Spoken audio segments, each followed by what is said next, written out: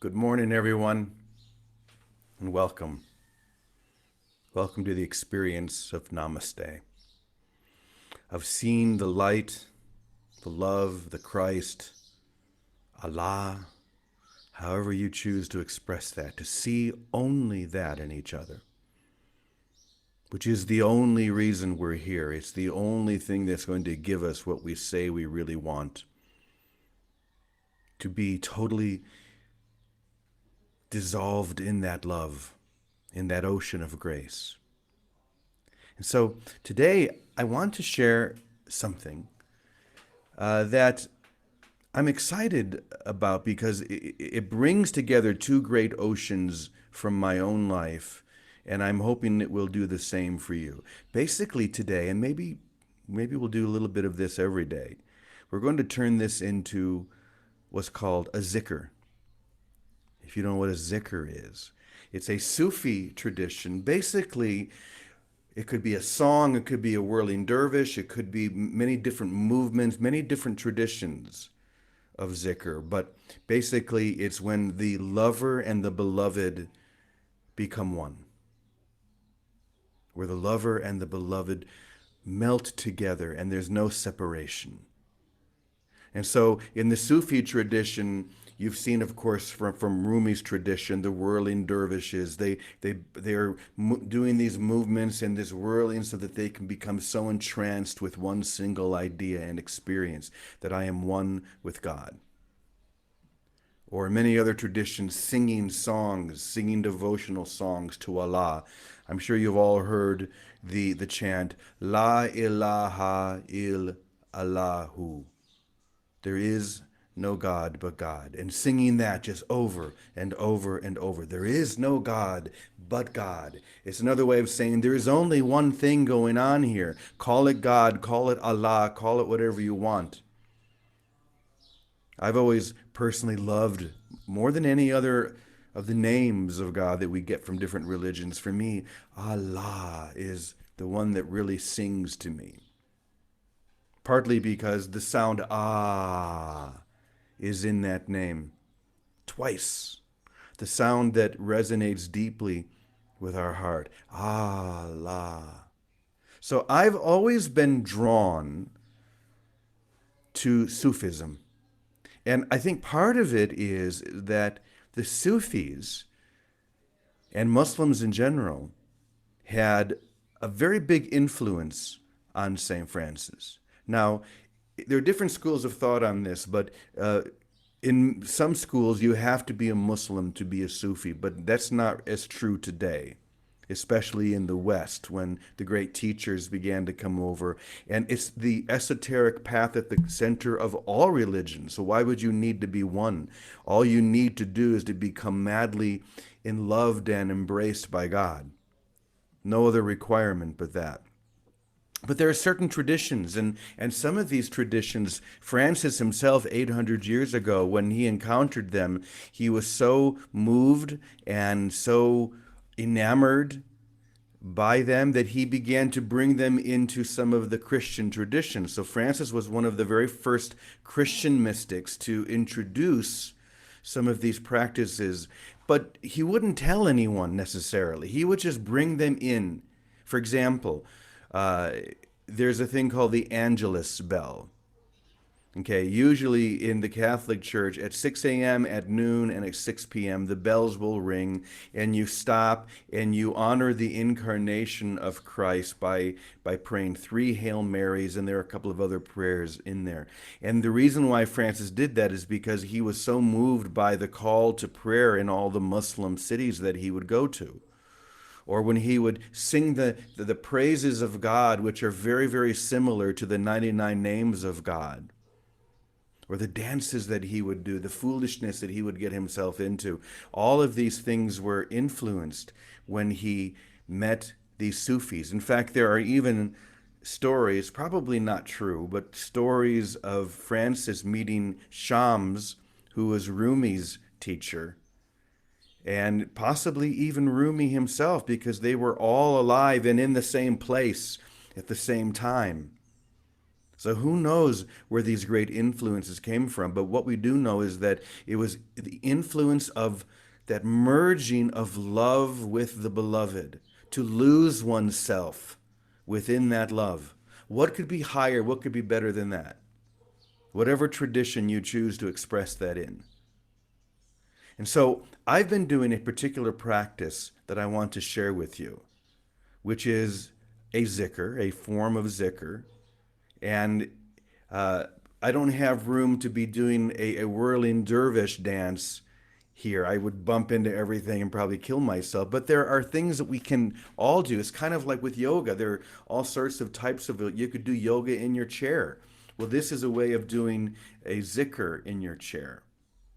And as I said, most of these zikrs center around that one phrase, La ilaha il Allahu. Say that with me. La ilaha il Allahu. There is no God but God. La ilaha il Allahu. And so there's a movement that I practice with. This is my own personal zikr. Let me do it a couple of times. You can watch, and then I'll stop, and then we'll go through it one by one. So it goes like this.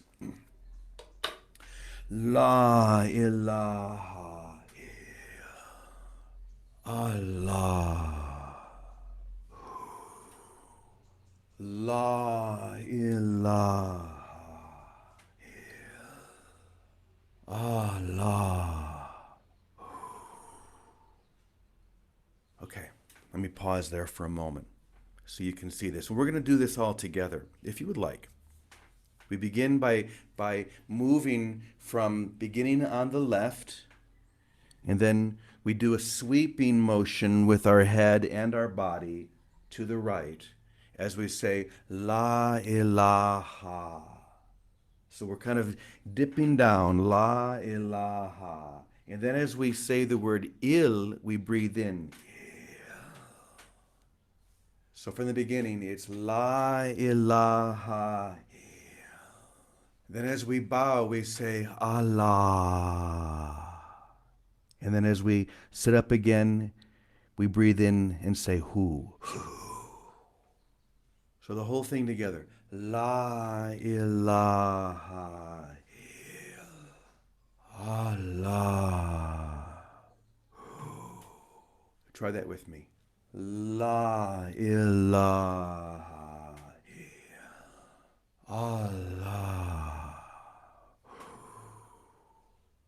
La ilaha Allah. Let's do it a few more times. La ilaha Allah. La ilaha Allah. Once more. La ilaha Allah. You may begin to already feel something stirring just from a few times.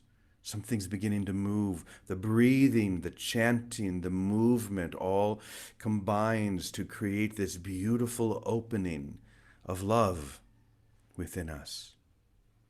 When we bow and just say Allah, and we do that with devotion and love, we begin to merge with that love because we are one and loved and perfect and whole as we were created. And the only thing that blocks that experience is the decision to block that experience.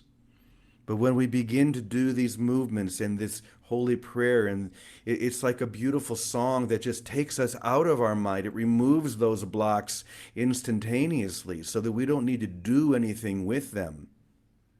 They're just gone. And that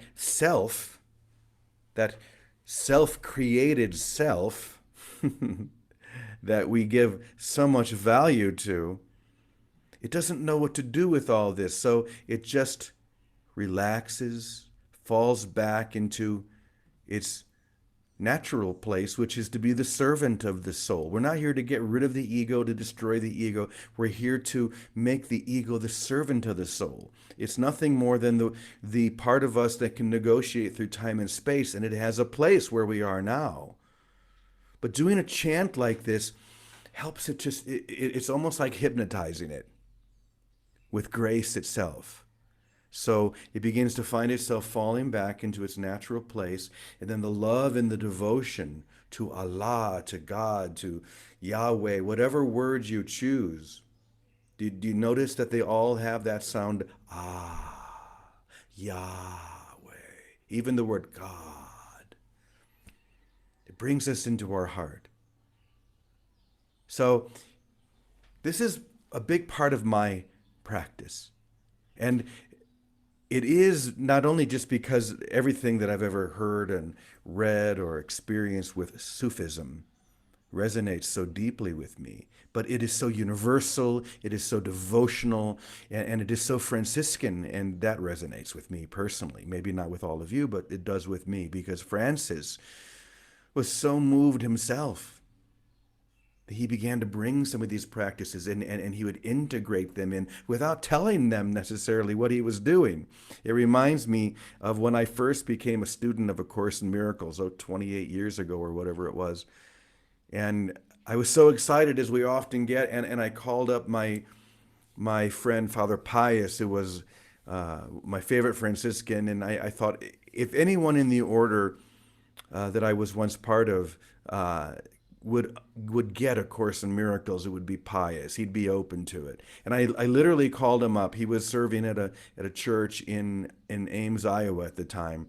And I was getting ready to tell him about A Course in Miracles because I was so on fire with it. But before I said a word, Pius says, Jimmy, there's a book I want to tell you about that I found. And I love this so much. He said, to me, this is what Jesus was always teaching. This is the heart of the whole thing. And I've been reading this book from the pulpit during my sermon at Mass, during the Catholic Mass. And everyone afterwards comes up and says, what was that from? That was beautiful. But I won't tell them. In fact, I wrapped paper around the book so nobody will see, because I know that if they know the title, they're going to have judgment about it. But if they don't know the title, they're in love with it. I said, Pius, what's the name of the book? He said, it's a book called A Course in Miracles. So he was bringing this teaching in without telling them what he was doing, and they were receiving it. Francis did the same thing when he encountered the Sufis. He would bring these practices and adapt them to the praises of God, to the praises of the creatures of God, to his prayer. He would find ways to call people to prayer with the Angelus bell, just as the Muslims do 5 times a day.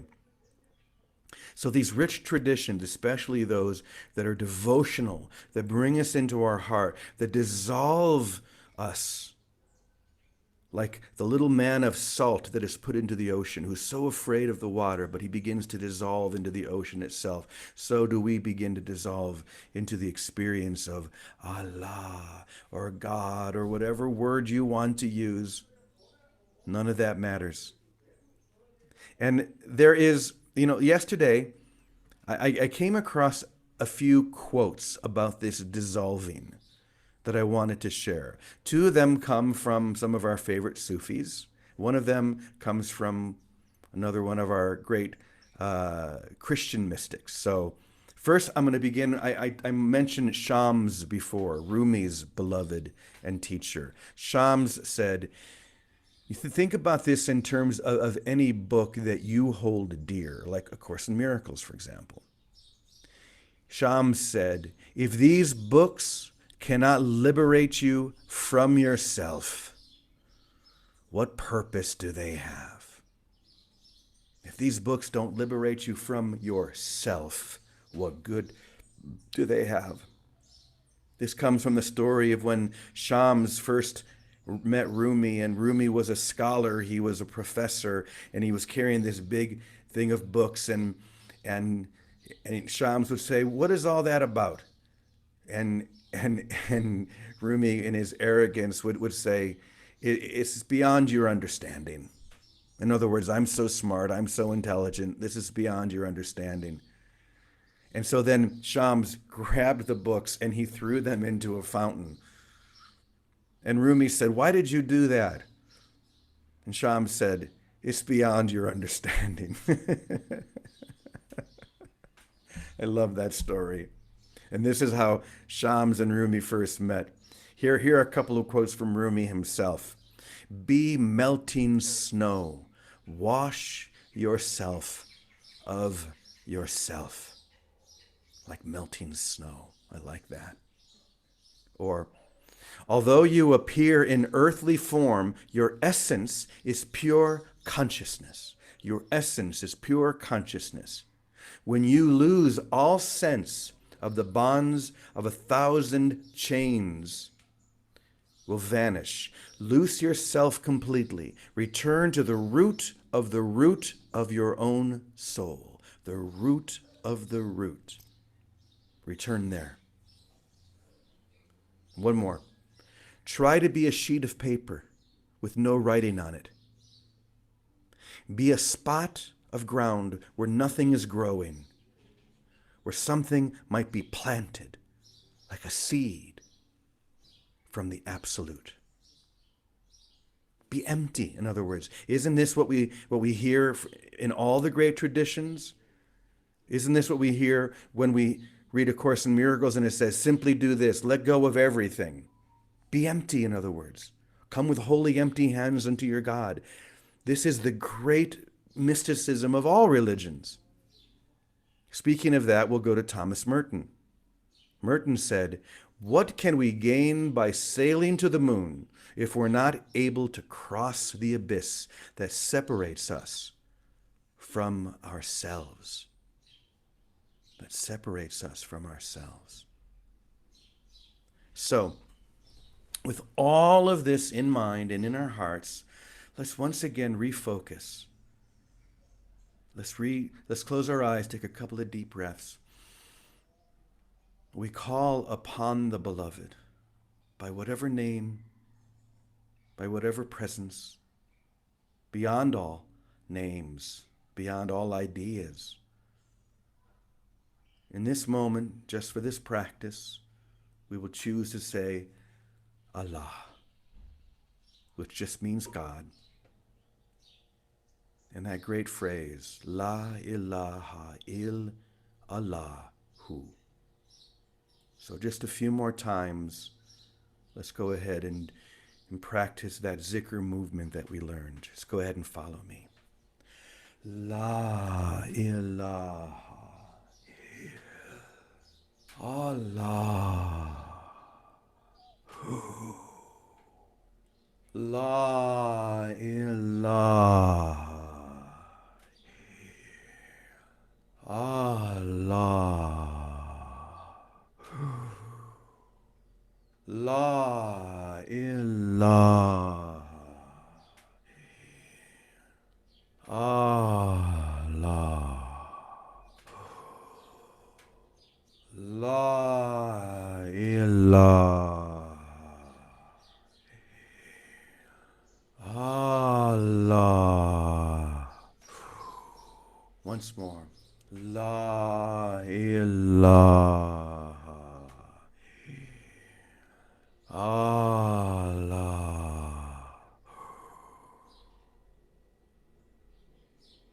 And so we let ourselves dissolve into that ocean of love, that ocean of divinity, that ocean of grace that has never stopped loving us.